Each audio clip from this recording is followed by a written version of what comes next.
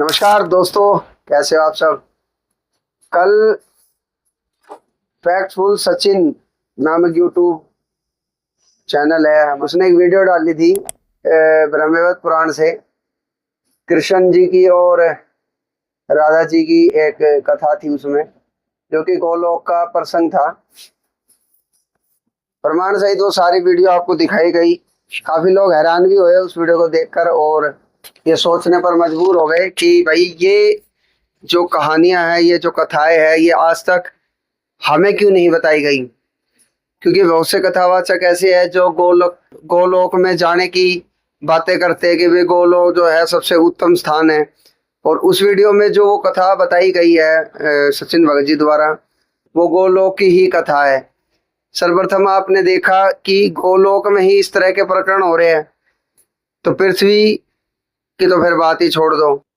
यानी एक तरफ कहा जाता है कि भाई पृथ्वी लोक पे सबसे ज्यादा कुकर्म किए जाते हैं, होते हैं, और भाई यहाँ से जो उत्तम स्थान है वो गोलोक है, जो कथावाचकों द्वारा बताया जा रहा है। लेकिन जब हमने वो वीडियो देखी, हम खुद हैरान हो गए कि इस लेवल की जो क्रियाएं है वो गोलोक में हो रही है।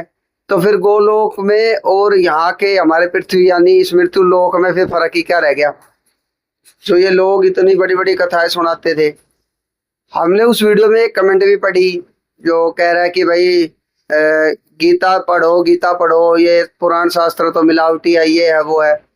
अरे तो भाई सबसे पहली बात तो सोचने वाली बात है कि अगर ये पुराण मिलावटी है तो इतने सालों से छप क्यों रहे हैं। क्योंकि जाहिर सी बात है भाई, संस्कृत तो हम लोगों को आती नहीं, संस्कृत तो इन्हीं विद्वानों को आती है जो धर्म का ठेका लेके बैठे हैं, जो ग्रंथों का ठेका लेके बैठे हैं। फिर ये इतने दिन से कर क्या रहे थे। भागवत कथा में भी इसका कुब्जा का उदाहरण आता है। कुब्जा की एक कहानी आती है जिसमें श्री कृष्ण भगवान ने कुब्जा को पहले तो ठीक किया, फिर उसके घर पहुंच गए, वहां भी उसके साथ रमण किया। और वो ये भी बताया कि तू जब मैं राम के रूप में आया हुआ था तो तू सुफनका थी, रावण की बहन। वहां तूने मुझे प्राप्त करने की इच्छा प्रकट की थी, तो वहां तो अब जाहिर सी बात है वहां तो कुछ हुआ नहीं, तो अब मैं आया हूँ कृष्ण रूप में, अब तेरी वो इच्छा पूरी करता हूँ। ठीक, ये ब्रह्मवैवर्त पुराण में भी ये कथा मिलती है। अब इसको भी जब बताया गया, पढ़ाया गया, समझाया गया, तो लोग कहते हैं कि नहीं ये तो कल्पित है, ब्रह्मवैवर्त पुराण तो मुगलों के शासन काल का लिखा हुआ है। तो भाई मुगलों का जो शासन काल था वो 200 वर्ष पहले जा चुका। तो इतने वर्षों से भी तुम्हारे ये ब्राह्मण समाज के, जिनको संस्कृत का बहुत तगड़े अपने आप को ये विद्वान समझते, फिर ये अब तक क्या कर रहे थे। और ये जो गीता प्रेस गोरखपुर से ये भागवत छप के आती है, वो ये गीता प्रेस गोरखपुर क्या कर रहा है, कोई इनसे पूछे तो। असल बात सच्चाई ये है दोस्तों कि ये जितनी भी कथाएं इनके जो चरित्र की है वो सत्य है, इसलिए छापी जा रही है, नहीं तो कोई छापता ही नहीं। लेकिन सबसे विडंबना की बात यह है कि इतने धर्मगुरु समाज में है, इतने कथावाचक समाज में है, इन्होंने ये आज तक पढ़ाई क्यों नहीं।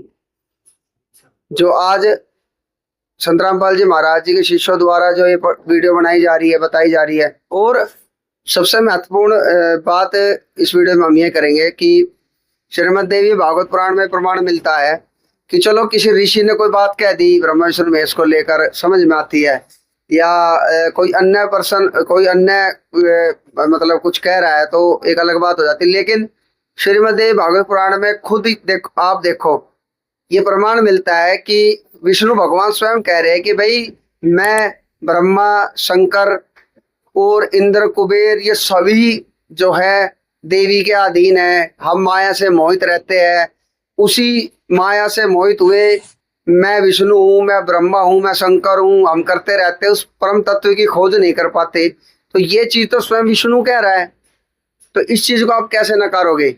आगे भाई ठीक है, लीला एक करी भाई, विष्णु की गर्दन उतार दी, फिर कोई घोड़े की गर्दन चढ़ा दी, उसने फिर राक्षस को मार दिया क्योंकि उसको वरदान मिला था देवी से। तो ये मतलब पहले तो वरदान दे देते हैं, फिर उस वरदान को काटने के लिए इस तरह की लीला करते हैं। लेकिन जो वास्तविक सच्चाई है वो तो ये अपने मुंह से ही स्वीकार कर रहे हैं। जैसे विष्णु जी कह रहे हैं कि भाई हम तो इस माया के द्वारा मोहित रहते हैं, कौन ऐसी शुद्र योनियों में आना चाहेगा। भाई मत्स्य मैं बना, ठीक है, बरहा मैं बना, और भी अन्य प्रकार की लीला है जो ये क्या नाम है, जानवर योनि में आके इनको करनी पड़ी, मछली बने, सुअर बने, ठीक है, और सी लीलाएं राक्षसों को मारने के लिए इनको करनी पड़ी। तो खुद ये भगवान विष्णु इस बात को एक्सेप्ट कर रहे हैं कि भाई हम माया के अधीन रहते हैं। माया कौन? देवी दुर्गा।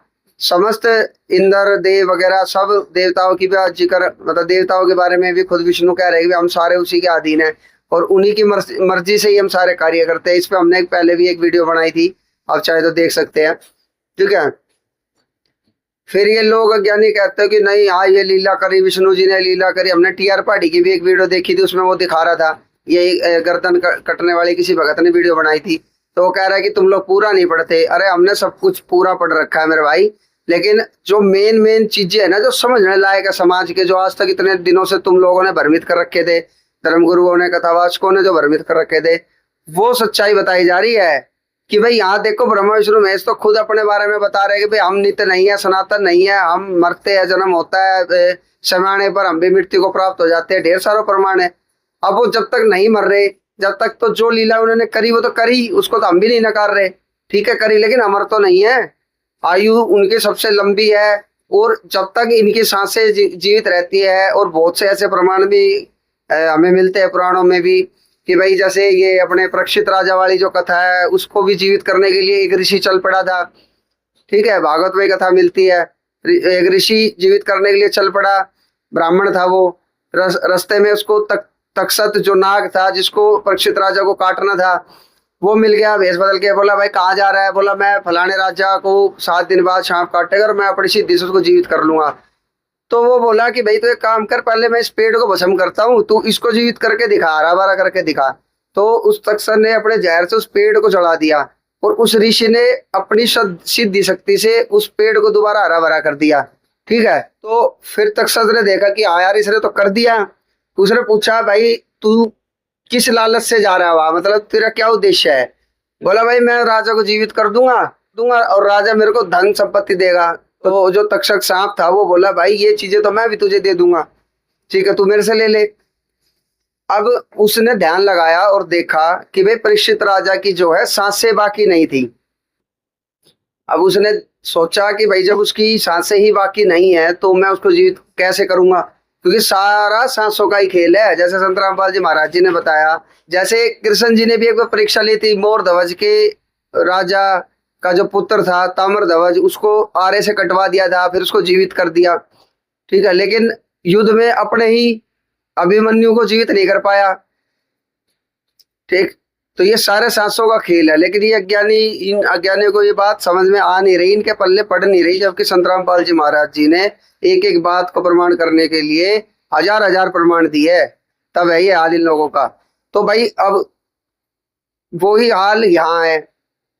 अब जैसे ब्रह्मा विष्णु हमेशा लीला करते हैं, ये चोटिल भी होते हैं, ये मूर्छित भी हो जाते हैं, सारे काम होते हैं इनके साथ, क्योंकि ये माया में ही, ये माया के ही अधीन है और मोह माया इनके ऊपर भी है, तीनों गुण से ये प्रभावित है। जैसे आप ये प्रमाण हम आपको दिखाएंगे तो इसमें भी आप देखोगे, पूरा पढ़ लेना वीडियो स्टॉप करके। इसमें भी ये खुद कह रहे हैं कि भाई जितने भी शरीरधारी है वो राजसिक, तामसिक और ये सात्विक, इन गुणों से ही ओतपोत है, ठीक है, ये खुद भी है, तो फिर रह क्या गया?